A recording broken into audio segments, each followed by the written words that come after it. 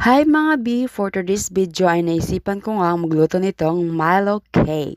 Madali lang itong gawin. Kailangan mo lang ng 2 cups ng Milo, 4 eggs, 3 tablespoon ng condensed milk. Kung wala kayong condensed milk, pwede na din yung asukal. First time ko nga lang din tong ginawa at masasabi ko madali at masarap siya. So maglalagay din ako ng 3 tablespoon ng mantika at saka 1 teaspoon ng baking powder. At saka kapag na-mix mo na siya ng maayos, lalagyan ko pala ng mantika yung magiging hulmahan niya.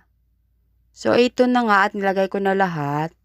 So, i-steam ko pala to at pinakulo ko na nga yung tubig bago ko nilagay yung gagawin kong cake.